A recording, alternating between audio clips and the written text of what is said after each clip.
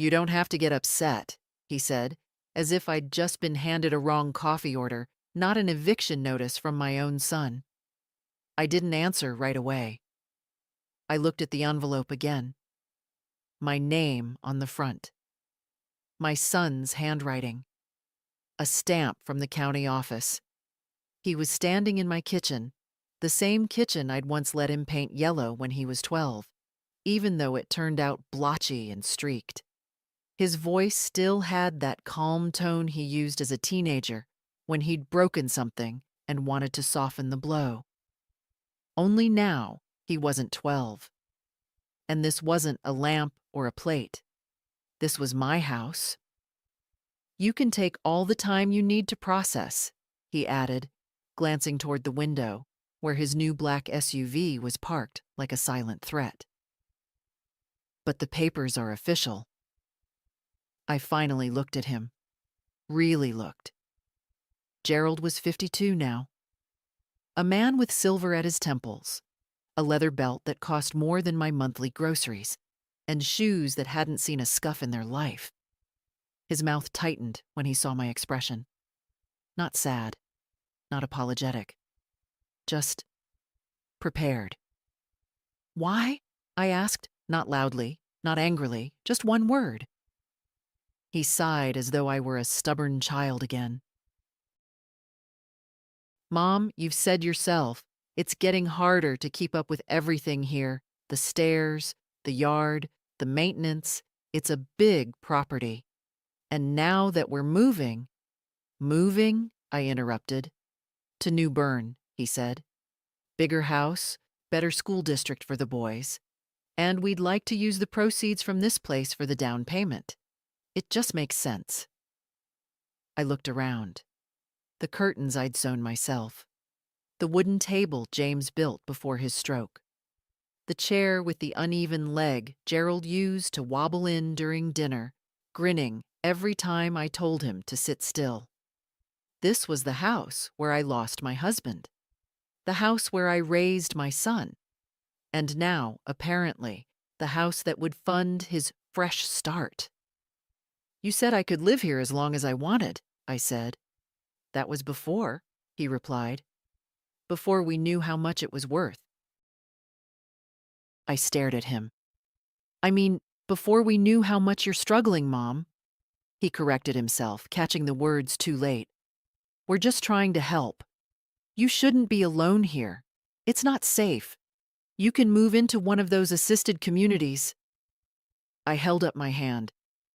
I didn't want to hear the rest. Not the brochure. Not the talk about independence in a 500-square-foot room with beige walls and no stove. I turned away and poured myself some tea. My hand shook a little, but I made sure he didn't see. "You've already made the decision," I said, setting the cup down. "So why ask my opinion?" He stepped forward. "Because I care. Because I wanted to be honest.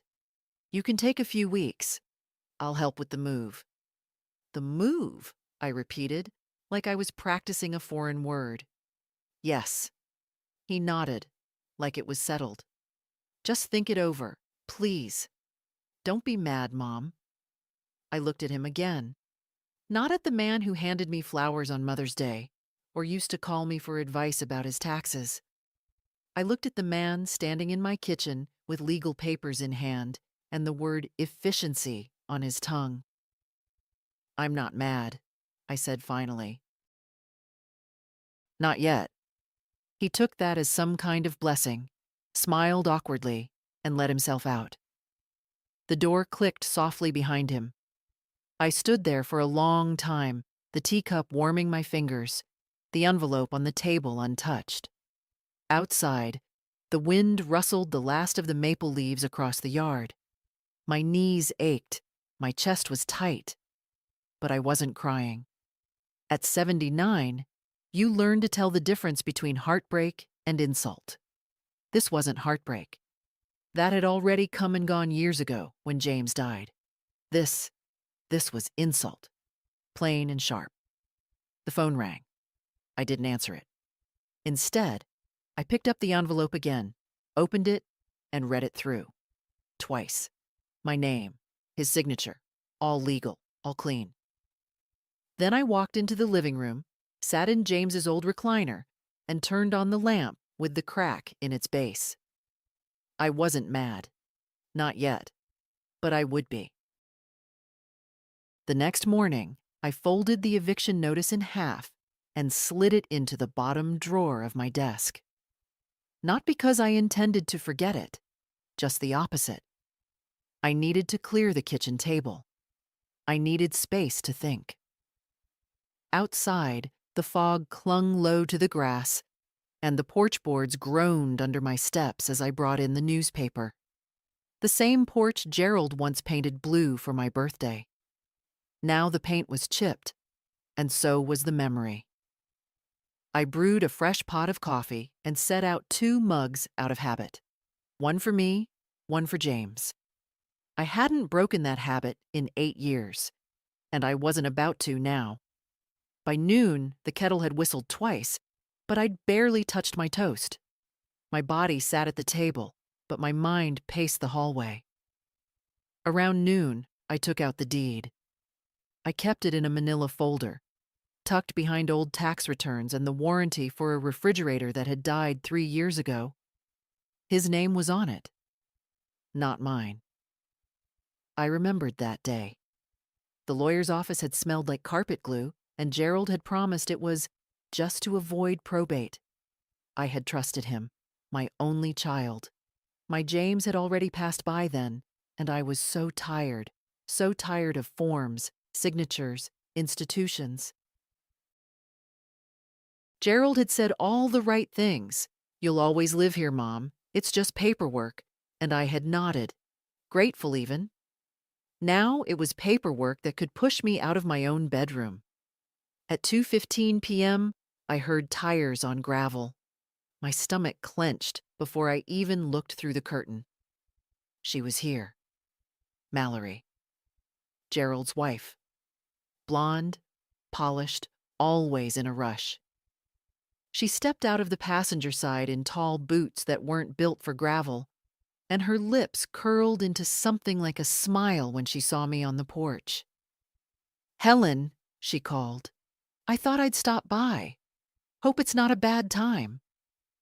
I didn't answer. Just opened the screen door and let it slam behind me. She followed me inside without being asked. The scent of her perfume filled the hallway, something cold and expensive. "I know Gerald already talked to you," she began, settling into the armchair like she owned it. "And I just wanted to say, this isn't personal." "Isn't it?" I said calmly. "It's about planning," she went on like I hadn't spoken. "About ensuring you have the support you need. Assisted living has come a long way. There's one in Raleigh with a salon, activities, even yoga. You'd love it. Have you ever seen me do yoga?" She laughed lightly, not realizing I wasn't joking. "You'll be safer there. And let's be honest, you've said yourself it's hard to manage the house alone." I looked at her hands. Perfect manicure. Not a callus in sight. "I manage just fine." "Still," she said, her voice softening into the patronizing tone she used with her own mother, "this house is too much. Too many stairs. Too many things that can go wrong. You'd be more comfortable somewhere. Modern." "Tell me the truth," I said. She blinked. "This isn't about comfort or yoga. It's about money." Mallory's lips twitched. "It's about opportunity. The market's hot. We can get a good price now and roll it into the new property before rates go up again. Gerald's job isn't as stable as it used to be. The boys need better schools. You could help everyone just by vanishing quietly," I finished for her. She didn't deny it. "I baked today," I said suddenly. "Cranberry scones. Your boys used to love them." She looked confused, but I got up and fetched the plate from the counter. Still warm. Mallory took one, out of politeness, and bit into it. "Still delicious," she said. though she looked like she'd rather be chewing sawdust. "I want you to do something," I said, sitting down again. "Tell Gerald not to come back here with papers. If he wants to talk, he can talk, not serve. He is, after all, my son." Mallory set the plate down. "Helen—" "I trusted him," I continued. "I gave him this house, signed it over, believed him, and now he wants to trade me in like a used couch." She looked uncomfortable. "I think that's unfair." I nodded. "You would." When she stood up, her smile had faded. "I'll let Gerald know you want a conversation, but I hope you'll think about the future." "I am," I said, "for the first time in a while." She left without finishing the scone. After she drove away, I wrapped the remaining pastries and placed them in the freezer. Waste not. Then I took out a notepad. Clean page. Clean lines. At the top, I wrote, "People I can call who still know who I am." And I began. I didn't sleep much that night. The house was too quiet. The kind of quiet that feels personal. Around 4 a.m., I got up, pulled on my robe, and padded into the living room. The heater clicked on. Outside, the wind rattled the shutters. Inside, the air held that heavy stillness of a home that knows something is ending. I sat by the fireplace, where James used to stack wood like a mason laying bricks. He'd always say the same thing when the logs finally caught flame. "There it is, the honest kind of heat." And it was James I kept thinking about. He would have been livid, not loud, but cold, the way he got when he was disappointed beyond words. We bought this house together in 1974, a little rough around the edges, but full of promise. We built out the porch ourselves one summer, sweating in the Carolina sun, arguing over the angles, and laughing about it later with lemonade in hand. We raised Gerald in this house, buried James from it. After his funeral, the lawyer had suggested a will update. Gerald was so helpful back then, insisting on handling everything. When he brought up transferring the deed just for ease later on, I hadn't questioned it. I didn't want to think about dying. I just wanted things to be settled, like he promised. What a fool I'd been. I still had the original paperwork. I opened the safe in the bedroom closet. Combination 11/21/55, our anniversary. Inside were birth certificates, James's military discharge letter, and the notarized deed transfer. My signature, neat and naive at the bottom. Gerald's name alone on the next line. I stared at it for a long time. Then I picked up the landline.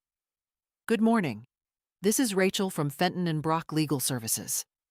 Her voice was too cheerful for 8:07 a.m. "Rachel, I need to speak to someone about property rights and tenancy agreements." There was a pause. "Are you a current client?" "No, but I was married to James Kirkwood. He did our taxes with your office for years." She transferred me to a woman named Diane, who sounded older and knew how to listen without interrupting. I explained everything: the house, the deed, the eviction notice, my age. When I finished, Diane cleared her throat. "Mrs. Kirkwood, first, I'm sorry you're going through this. And second, you may have more rights than you think. North Carolina law has protections for seniors in situations of coercion or undue influence."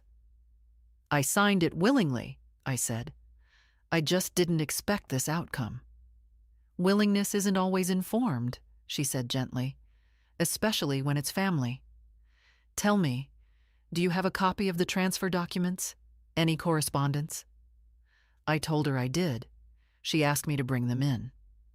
"There may be a way to contest the transfer, especially if your son promised lifetime residency, even verbally." "Would that hold up?" "It depends. But if there's any indication of financial exploitation, yes. Do you have anyone who can support your account? Witnesses, emails, even old letters? I looked toward the cabinet. James's old cigar box sat on top, where I'd tucked his last birthday card to me, and a bundle of other things I hadn't touched in years. I might, I said. Then let's meet, Diane said. I have an opening at 3 today. Bring everything. After I hung up, I sat quietly. My fingers trembled, not from fear, but from a strange, sharp thing I hadn't felt in years. Resolve. I didn't know what would come of it. Maybe nothing. Maybe a battle I couldn't win. But I wasn't going to be pushed out of my own home without using every bit of the spine life had carved into me. At 1:45, I was dressed and out the door. The deed, the letters, the photos, all in a canvas tote that used to hold groceries, now holding my case. The sun was out. My hip ached on the steps, but I didn't curse it. I took each stair slowly, deliberately. I was still in this house, and I intended to be, for as long as I decided. The law office was in one of those new buildings that look like they belong in a catalog. Polished floors, clean white walls, glass doors that whisper when they open. I felt like I was walking through someone else's life. Diane met me in the lobby. She was in her late 50s, smartly dressed in navy, and had a handshake that said she meant business. "Let's sit down," she said, and led me into a quiet office with a long table and a pitcher of water I didn't touch. I laid everything out: the deed, the notarized papers, the card from Gerald years ago promising, "You'll always have your home." Even the thank you letter he'd written after I helped with their down payment. I brought the envelope with the eviction notice, too. Diane read it all silently. "He gave you this in person?" she asked, holding the notice like it was something unclean. "Standing in my kitchen," I said. She nodded and leaned back. "Legally, it's his name on the deed. But morally, ethically, you've got a strong position, especially if you can show this wasn't just a gift, but something given under the condition of security. He promised you a lifetime right to stay?" He did. "Said it out loud more than once? Anyone else ever hear that?" I hesitated. "James, before he passed, and my grandson, Andrew. He knows what Gerald promised." Diane made a note. "That helps. A lot, actually. Courts don't look kindly on adult children who maneuver aging parents out of homes they've lived in for decades, especially when it's done under the guise of convenience." "What about the house being in his name?" "Ownership isn't everything. If we can prove you were misled, or that there was an implied tenancy with lifetime rights, we can file for a stay on the eviction, possibly even reverse the transfer. It's not guaranteed, but I've seen it happen." I looked at her. "And how long would that take?" She shrugged slightly. "Depends. A few weeks, maybe a few months. But the moment we file, everything stops. No one can legally make you leave." Something loosened in my chest. Not hope. No, not yet. But something near it.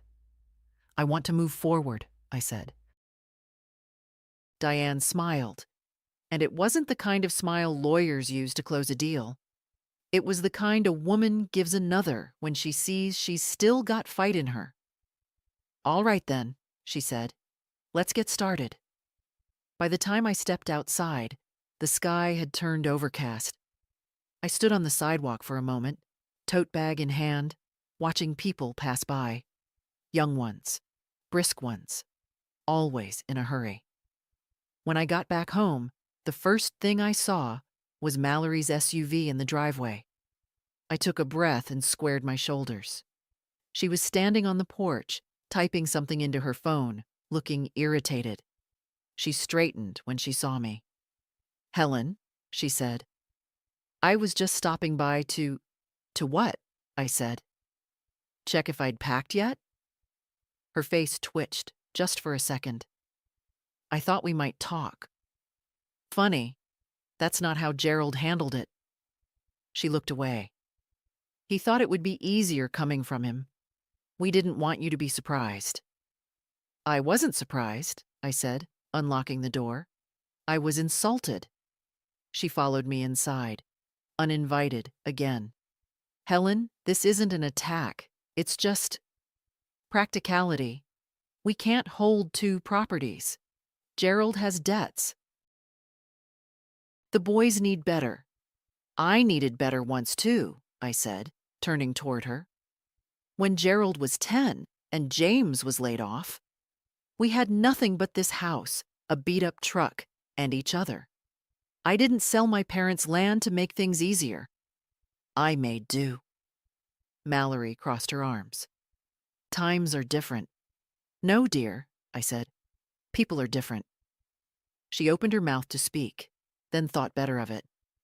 I've hired a lawyer, I added. We're contesting the deed transfer and filing for a stay. Her eyes widened. You're serious?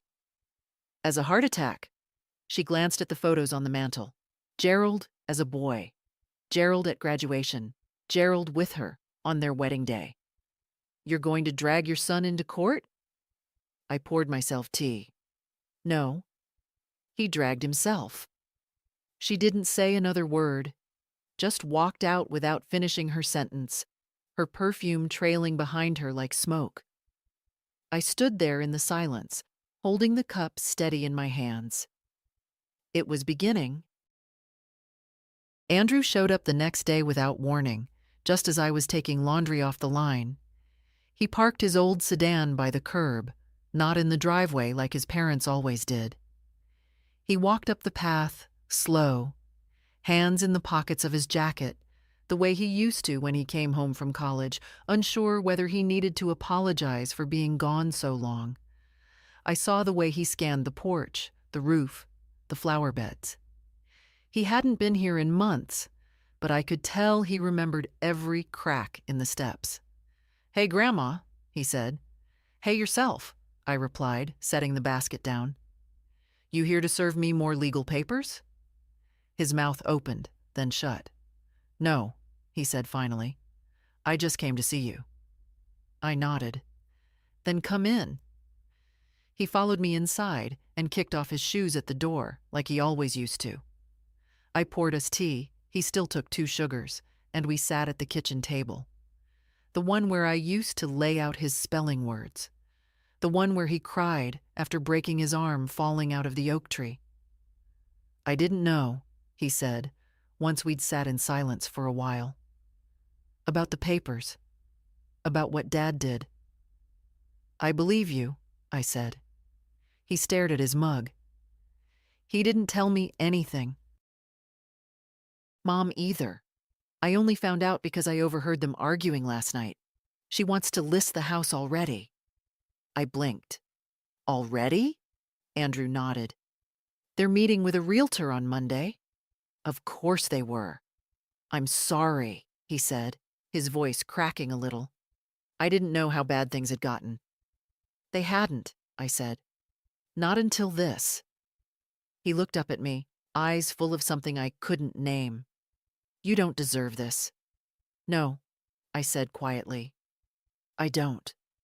He hesitated. I've been thinking, if there's anything I can do. You're doing it now, I interrupted. By coming. We drank in silence for a few more minutes. Then he asked the question I'd been expecting. Why did you sign the house over to him in the first place? I leaned back, the chair creaking beneath me. Because I was tired. Because your grandfather had just passed. Because Gerald said all the right things. Andrew nodded, his jaw clenched. I want to help. If this goes to court, I can testify. I remember what Dad said about the house back when you signed. He told us all that you'd live here forever, that nothing would change. That might be helpful, I said, though I already planned to give Diane his name. He leaned forward. I meant what I said. I don't want this to happen. I don't want you to be alone. I reached out, placed my hand over his. I'm not alone. He stayed for an hour, helped me bring in the rest of the laundry, tightened the loose hinge on the screen door.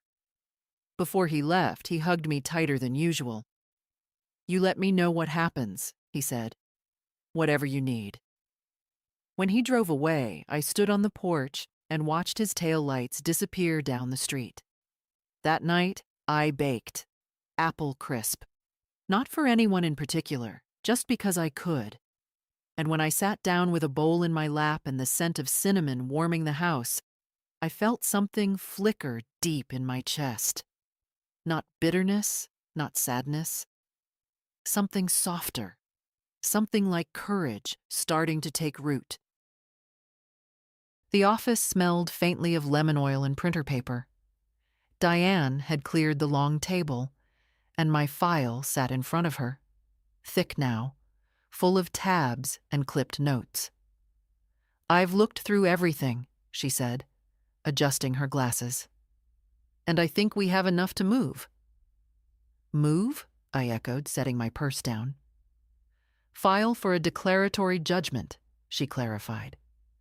We'll argue that there was an implied right of residency, based on verbal assurances, your long-term occupancy, and the financial history between you and your son. We'll also include evidence of potential undue influence when the deed was transferred. I stared at the manila folder. And that could stop the eviction. It will, she said. At least temporarily. Once filed, it freezes all action. He can't sell the house, can't list it, can't remove you until the court hears the case. I let out a slow breath. Not relief yet. But the idea of time, my time, was a gift I didn't expect to hold again. I'll file it this afternoon, Diane said, and I'll have a courier deliver notice to your son's address. We'll also request a temporary injunction. Good, I said quietly. She hesitated. He might respond. Poorly. I'm counting on it, I said. She smiled faintly, then turned serious again. Helen, you should know, this kind of case can stir things up. Families split over less. I nodded. We split already. This is just paperwork. When I got home, the house felt different. Not warmer, not safer, but steadier. Like it had agreed to hold its ground with me. I put the kettle on and sat by the front window with my notebook. It was late afternoon. Golden light stretched across the wooden floor. I opened to the list I'd started days ago. People I can call who still know who I am. Andrew, Diane, Lorraine, if I can find her number. Mrs. Cates from next door. I added one more. Me. I may not have remembered it for a while, but I know who I am. The phone rang at 5:42. I let it go to voicemail, then checked the message 5 minutes later. It was Gerald. His voice was controlled, but clipped. Mom, I just got served something from a lawyer. I don't know what this is, but what the hell are you doing? Call me back. I didn't. He called again at 7:12. I can't believe this. After everything, this is how you respond? Then Mallory at 7:40. We should talk. This isn't helping anyone. I know you're upset, but court? Really? I muted the phone. Let them stew. At 8:30, I stepped outside. The sky was ink black, but the stars were out. I stood at the edge of the porch and breathed in the cold air. James would have approved. He always told me, "You don't fight with noise, Helen. You hold the line. Quietly. Until they notice you're not backing down." The line was drawn now, and I wasn't moving. Saturday morning came with sharp sun and cold wind. I stood in the garage with a wool scarf around my neck, rummaging through a stack of old boxes, looking for the winter blankets. My fingers were stiff, but I welcomed the ache. Pain meant I still had a body that answered back. I opened a box labeled James, office in my handwriting, faded now. Inside were files, a ledger, a jar of screws, and tucked under an envelope of utility receipts, letters. Not bills, not typed forms, actual letters, folded and yellowed. His handwriting, neat, deliberate, with a slant that always leaned left, like he was leaning in to tell you something, quietly. I sat on the workbench, the concrete floor cold through the soles of my shoes, and opened the top one. October 14th, 1992. Helen, if you're reading this, it means I've finally made it up to the lake without dragging you with me for once. I smiled. He'd taken those solo fishing trips every fall, swearing it cleared his mind.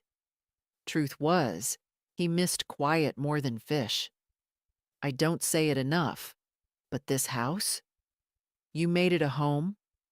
I built the walls, sure, but you built the days. If anything ever happens to me, make sure you stay here as long as you want. This place has your name written all over it, even if the papers say mine. I folded it carefully, hands trembling for a different reason now. The second letter was shorter, written on a napkin, of all things, probably from the garage or the truck. If Gerald ever tries to tell you this house should be his, remind him who scrubbed the floors and paid the mortgage and cooked every damn dinner. Remind him of you. It wasn't legal evidence, but it was something. A man's truth, put to paper without knowing it would one day be ammunition. I brought the letters inside and tucked them into the blue folder for Diane. Not as documents, as reminders. That night, I couldn't sleep. I pulled out the old photo album, the thick one with the cracked spine. James holding Gerald on his shoulders, laughing with his mouth wide open. Gerald at 7, holding a bent fishing rod with no fish on the end. Me in the background, holding a sandwich, half smiling. One of the last pages, Gerald, Mallory, baby Andrew. Christmas Eve. Tree lights blinking in the background. My apron dusted with flour. When had the warmth gone out of his face? Had it always been there, and I just stopped noticing? I shut the album and set it on the coffee table. Then I sat with the silence. Let it surround me. Let it say what needed to be said. You gave your life to something. Someone. Now you're not giving it away anymore. Lorraine hadn't changed much. Maybe her hair was whiter, maybe her back a little rounder, but her voice was still the same. Sharp, low, warm in a way that could burn or soothe, depending on where she aimed it. She brought banana bread, as always. Said she'd baked it before the bananas turned black. That was her rule. Don't wait for things to rot before you use them. We sat in the living room, the gas heater clicking faintly in the corner, the sun dragging long shadows across the carpet. She poured our tea. No milk, no sugar. Just like in 1976, when we used to drink it in the laundromat break room, balancing paper cups on our knees. So, she said, tearing off a corner of her slice. Gerald finally showed his teeth. I didn't ask how she knew. News like this moves through town faster than plumbing rumors. He did, I said, and you're fighting. I am. She nodded slowly. Took you long enough. I didn't flinch. I don't mean it cruel, she added. Just, Helen, you've been letting him take pieces of you for years. One birthday at a time, one check, one favor. All those little silences. And now he's come for the roof. I looked down at my cup. The tea had cooled, but I didn't mind. You always made excuses for him, she went on. Said he was busy, said he didn't mean to forget, said he was stressed. Meanwhile, you were the one baking, calling, showing up. I'm his mother, I said. No, she corrected. You were his backup plan. I didn't argue. Not this time. She reached into her purse and pulled out a folded sheet. Remember this? I didn't at first, but when she smoothed it out on her lap, I saw it. An old flyer from a charity bake sale we'd done together in '89. My name under coordinator, hers under logistics. You used to run things, she said. You used to make things happen. I smiled faintly. I used to have 2 knees that worked. You still have a spine. We were quiet a while. Then she leaned forward. What are you afraid of, Helen? Losing him? Newsflash. You already did. It hit harder than I expected. You're not the problem, she said gently. You never were. But you made yourself small enough to fit into their world. And now they want to fold you up and store you away. I looked at her. Really looked. Lorraine had raised 3 daughters on her own. Worked nights. Fought breast cancer twice. She didn't say things just to say them. Do you regret it? I asked. Being tough with them when they got older? She shook her head. Not once. They still call me every week. Still ask my opinion. Not because I bought it, because I demanded it. I exhaled. Deep. Slow. She finished her tea and stood to go. At the door, she turned. You've still got fight in you. I see it. But don't waste it trying to be fair to people who've been unfair to you for years. Use it for you, Helen. Use it to take your life back. Then she left, the scent of banana bread lingering long after the door shut. I stood in the hallway for a long time, hand still on the knob. Then I whispered, almost to no one. Okay. The notice said I had until noon. At 8 a.m., I made coffee and fried 2 eggs, same as I did every Tuesday for the past 20 years. I didn't pack. Didn't touch the boxes Gerald had brought last week and stacked in the hall like tombstones. I sat at the kitchen table and watched the steam rise from my cup. Outside, the frost clung to the grass. The bare trees shivered in the wind. I could hear the garbage truck a block over. The world didn't care it was eviction day. Neither did the house. It creaked as usual, settled into its morning groan. The pipes whispered. The window panes blinked in the low winter sun. It didn't feel like goodbye. Not for me. At 9:15, a knock on the door. I didn't get up. Another knock, louder. Then the door opened. Gerald had a key, of course. He stepped inside with that same self-important stiffness he'd always carried when he thought he was being mature. "Mom," he called out, as if he hadn't crossed a line. "In here," I said. He came into the kitchen wearing a wool coat and a face like he'd already rehearsed his lines. I wanted to come early, get a head start. I brought movers. I sipped my coffee. They're waiting in the truck. Just give me an hour or so, and I'll help you settle into the apartment. I'm not going anywhere. His mouth twitched. Mom, don't do this. I've already done it. He blinked. Done what? Filed a motion, I said, reaching into the drawer and pulling out the court document Diane had sent over yesterday evening. The eviction is frozen until the hearing. Nothing happens today. He stared at the paper like it had bitten him. What is this? You're the one who likes paperwork, Gerald. Read it. He scanned the first few lines, then looked at me.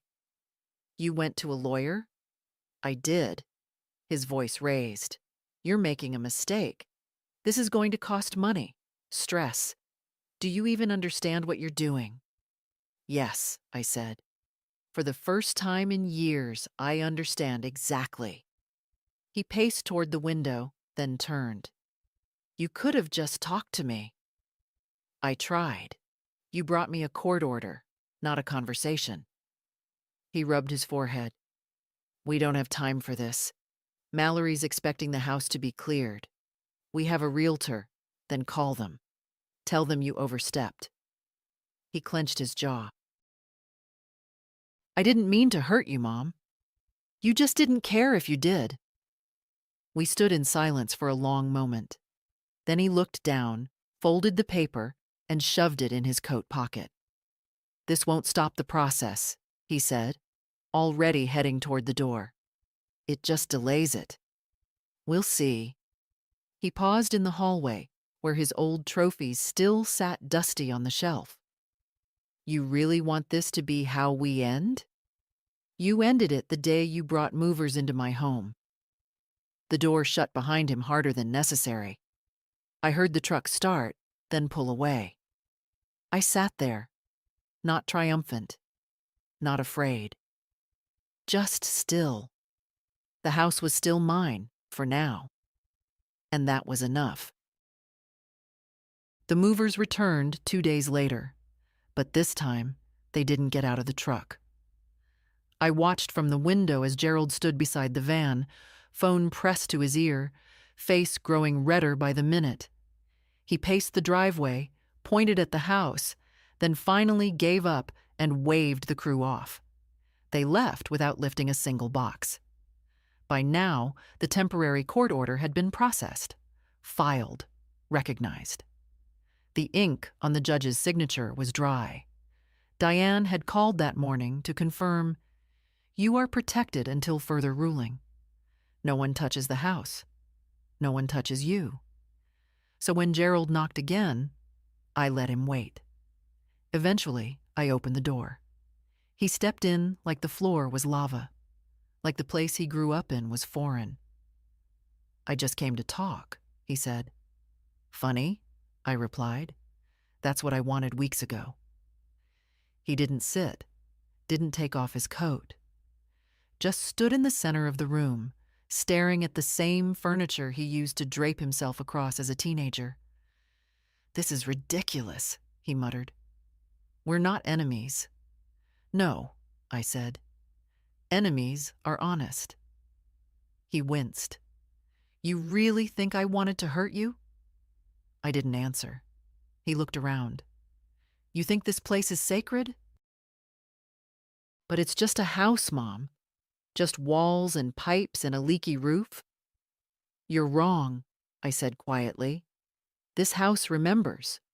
Every scraped knee, every bedtime story, every meal I cooked with a body that never got to rest. Every winter your father patched the attic with his bare hands. It's not the walls, it's the years." He shook his head. "You can't live in memories." "I don't," I said. "I live in dignity, and I'm not trading it for your mortgage." He took a breath, long and sharp. "Mallory's furious." "She usually is." He didn't laugh. "I don't know what happened to you, Gerald," I said. "You used to bring me drawings, dandelions and fists. You used to cry when I scraped my hand on the garden gate." "That was a long time ago," he said. "Yes," I said. "It was." He looked tired suddenly, older than he did at the wedding, the last time I saw him really smile. "You said I could live here," I continued. "You stood in this room and told me it would always be mine, and I believed you, like a fool." He rubbed his eyes. "I was trying to make things easier. For you." He looked at me. "So what now?" "Now?" I said. "Now we wait. The court will decide. You had your say. Now I'll have mine." He nodded slowly, but his hands were fists in his coat pockets. "I didn't expect you to fight," he said. I stood straighter. "That's why you lost the first round." He turned to leave, then paused at the door. "Do you want me to call? Check in?" "No," I said. "If you have to ask, the answer's already no." The door shut softer this time. I sat down on the couch and exhaled. He would come back, maybe, or not. Either way, the door would only open on my terms now. Diane's office felt different the second time. Not because of the decor, it was the same wood grain furniture and muted carpet, but because I no longer felt like a problem being solved. I was a woman pursuing her right to stay standing. She handed me a thick folder across the desk. "We're filing the affidavit today. Official notice of your residency rights, plus witness statements and the letters." I touched the edge of the folder. "You think it'll hold?" She met my eyes. "I do. Especially with Andrew's statement. He was detailed, clear, mentioned exact dates, specific promises Gerald made, and his own memory of the day you signed the deed." I nodded. "He's a good boy. More than that, he's honest." We went through the next steps. A hearing scheduled for next month. A temporary injunction renewed until then. Diane would handle the filings. All I had to do was wait and prepare. "Is it normal," I asked, "to feel like I'm doing something wrong, even though I know I'm not?" She paused. "Yes," she said, "because you were taught to be agreeable, to be the bridge, not the wall." I let that sit. After I left the office, I didn't go straight home. I stopped by the notary. Signed new documents, re-established power of attorney with Andrew. Then I went to the post office and mailed a letter to the county office requesting an updated property tax statement in my name, pending judgment. I wasn't delusional. The house wasn't mine on paper, but I'd stopped living like a guest. At home, I took the wedding photo of Gerald and Mallory off the mantel. It didn't hurt. I wrapped it in newspaper and slid it into a drawer. Not to erase, just to put things in the right place. Then I sat at the dining room table and opened my old financial ledger. The one I used to track every grocery, every gift, every check I wrote with a sigh and a hopeful heart. I flipped to a blank page. At the top I wrote, "November revisions." Below that, "Mortgage on self-respect." Paid in full. At 4:10 p.m., the phone rang. I didn't answer. It rang again at 4:27 and 5:03. I let them all go. By 6:00, I was stirring soup on the stove, humming under my breath. Not a song I recognized, just something slow, something even. Then a knock at the door. It was Andrew. "Hope it's okay," he said, holding a small bag. "I brought chili." I smiled and stepped aside. "Good." I made cornbread. We sat together like two people who'd been through a storm and were drying off, each in our own corner of the same room. He told me about his classes. I told him about the court filing. He listened without flinching. "You did the right thing," he said. "I know," I said. "I just didn't know it could feel this quiet." He looked around. "Still feels like home to me." It is. Before he left, he hugged me, longer this time, like he meant it with every cell. After he drove off, I turned off all the lights except for the one in the hallway. James used to say a house should never go dark too early. It confuses the soul. I sat in that soft pool of light, listening to the silence. No ticking clock, no television, just breath and floorboards and memory. I wasn't waiting anymore. I was watching, and I wasn't done. The next morning, I found an envelope tucked inside the storm door. No stamp, no name. Inside was a note, handwritten in rushed, slanted lines. "Gerald's. Mom, please don't do this. You're making everything worse. The boys are asking questions. Mallory can't sleep. You're tearing this family apart over a house. This was never meant to be permanent. You knew that. Let's talk. Let's fix this before it goes too far." I folded the letter in half and placed it on the mantel between the candle holders. Let it sit there like a warning, not to me, but to the silence. The boys are asking questions. I imagined it. Gerald spinning the story over dinner? Mallory sighing loud enough for sympathy. Poor grandma's not well. She's confused. She's being influenced. She doesn't understand what's best. But I did. At 11:32 a.m., the doorbell rang again. This time, I looked through the peephole. Mallory. I opened the door, but only halfway. "Hello, Helen," she said. I waited. She glanced at her phone, then put it away. "I won't take much of your time. I thought maybe we could talk, woman to woman."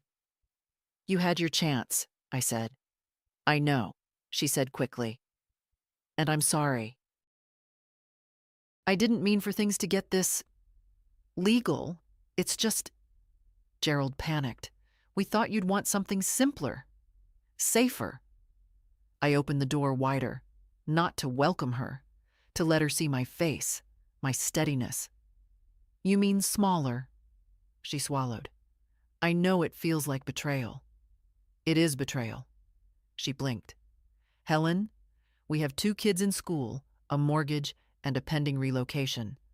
We're trying to plan a future. And I'm trying to hold on to what I already built," I said. Mallory looked toward the street, as if searching for an ally. "Andrew's in the middle of all this now. It's not fair to him." "He's fine," I said. "He's telling the truth." She straightened. "Do you know how much this is costing us? Lawyers, delays, time? Less than what you tried to take from me." Her mouth pressed into a line. "Gerald thinks you're being vindictive." "No," I said. "I'm being very, very fair." She took a breath. "We're family. That's what makes it worse." For a moment, I saw it. The realization that her tone, her visits, her baked goods were all currency that no longer worked here. She stepped back. "If you change your mind, I won't." I closed the door. That night, I got a voicemail from one of the boys, the older one, Thomas. "Hi, Grandma," he said, his voice uncertain. "Dad said you're mad. I hope you're okay. We miss you." I listened to it twice, not because I doubted its sincerity, but because I heard the weight behind it. The use. The way Gerald always spoke through other people when he wanted to stay clean. I didn't call back. Not because I didn't love Thomas, but because I wouldn't let love be turned into a leash. Instead, I sat in my bedroom and opened a drawer full of old Christmas cards. One from Gerald, 15 years ago, said, "Thanks for the help again. We couldn't have done it without you." Another from Mallory. "You're always so generous. We're lucky to have you. Generous, helpful, never irreplaceable, never necessary. Just convenient." That season was over. I wasn't the net beneath their tightrope anymore. I was the ground, and they'd feel it. The first letter came on a Wednesday. It was tucked in with the usual pile of bills and catalogs I never ordered. Handwritten address. No return name. Inside was a note card, blue, with a pressed flower in the corner. "Helen, I heard what's happening. I just wanted to say, good for you. Not many people have the courage to stand up the way you are. If you ever want someone to sit on the porch with, call me. Judy Cates, next door with the barking terrier." I stood at the sink and read it twice. I hadn't spoken to Judy in more than polite greetings and shared complaints about recycling pickups. But somehow she knew, and she understood. The next day, another letter. This one from a woman named Marcia, who used to come to me for bookkeeping years ago. "Mrs. Kirkwood, I remember how patient you were with me when I was struggling to keep my little salon afloat. You never once made me feel stupid. You saved me more than once. I saw your name in the clerk docket. I don't know what your son's doing, but I'm rooting for you. I owe you more than you know." Then another. A postcard from someone I didn't even recognize at first. One of James's old co-workers. James always said you were the smartest person in the room. Looks like you still are. Keep going. The quiet ones win in the end. I put the cards in a small basket on the end table, not because I needed to prove anything, but because I wanted to remember what it sounded like to be seen clearly. Not managed, not tolerated. Seen. On Saturday, I was on the porch with a blanket over my knees when Judy herself walked up with a thermos. "Chamomile," she said. "You always seemed like a chamomile woman." She sat down without asking and poured us each a cup. "I hope you don't mind," she said, "but I'm glad you're fighting back." I looked at her. "You think I have a chance?" She sipped. "Honey, even if you don't win the house, you already won the truth." We sat there while the wind rattled the gutters.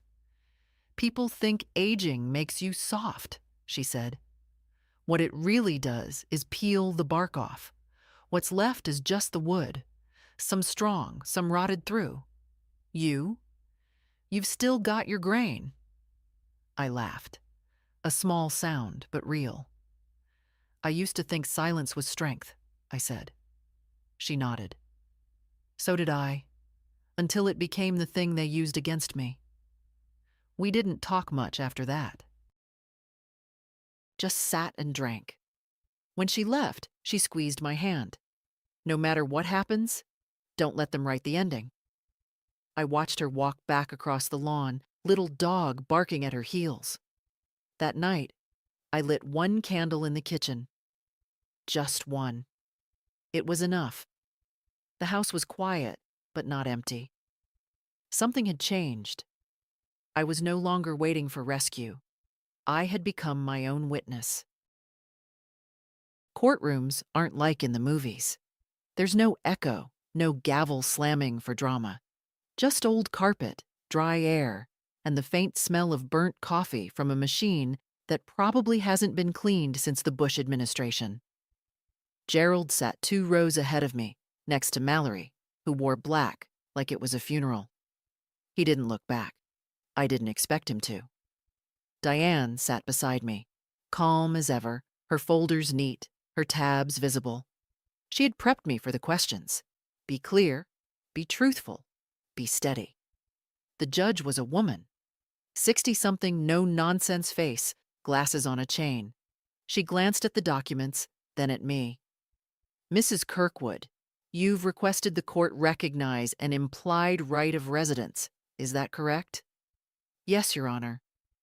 "You signed the deed to your son voluntarily?" "I did." "But you're claiming that there was a verbal understanding that you would live in the house for the rest of your life?" "Yes." "Was this understanding witnessed?" "It was stated in front of my grandson, Andrew Kirkwood. He submitted a statement." The judge nodded, flipped pages, turned to Gerald's lawyer. "Your client claims there was no such agreement?" "That's correct." "Mr. Kirkwood asserts that the house was gifted outright, that his mother never requested a lifetime clause, nor was one offered." The judge turned back to me. "Mrs. Kirkwood, why did you transfer the deed?" "Because I trusted my son." "And when did you learn that he intended to sell the home?" "When he brought me an eviction notice, without warning." That landed. Even Mallory shifted in her seat. Diane stood and presented the letters, James's handwriting, his words about the house. Then Andrew's statement. Then the tax records, showing that I had paid utilities and repairs since James died. My name, not Gerald's, on every maintenance invoice, every roofing estimate, every plumber's receipt. The judge didn't flinch, didn't show preference, but her questions told me everything. "Mr. Kirkwood," she asked, "when your mother transferred the deed, did you assure her she could remain in the home?" He stood. His voice was measured, but thin. "I might have said something like that, but I didn't think it was permanent. Did you communicate any time limit? No, but it was implied. On paper? No. The judge leaned back. I see, she said. Then she looked at me again. I find it reasonable to believe that a verbal agreement existed between you and your son regarding your right to remain in the home. Given your consistent financial contributions, your long-standing occupancy, and the documented statements provided, I am granting an injunction against the eviction. Further, I am initiating proceedings to review the original deed transfer for potential reversal on grounds of undue influence and lack of informed consent. She paused. You may remain in the home until this process concludes. Given the circumstances, I advise both parties to seek mediation. Diane thanked her. I didn't speak. Not because I was shocked, but because I finally felt something I hadn't in months. Weightless. Gerald didn't turn as he left. Mallory brushed past me like I was furniture. Outside, the air was cold and clean. I didn't rush to the car. I just stood there for a moment, coat buttoned to my throat, sun in my eyes. Diane put a hand on my arm. You were perfect. I wasn't angry, I said. I thought I'd be angry. You didn't need to be, she said. Truth doesn't yell. Back at home, I walked room to room like I was meeting the house for the first time, not reclaiming it, but acknowledging what it already knew, that I had always belonged here, and that now, finally, the law had caught up with the truth. The letter from the court came 3 weeks later. It was thin, just 2 pages, but the weight of it might as well have been bricks. I read it once standing up, once sitting down, and once again with my hand resting on James's old chair. The deed would not be reversed. Too much time had passed, too many legal bindings set. But the ruling was clear. I had the right to remain in the house until my death, or until I chose to leave. No sale, no eviction, no transfer.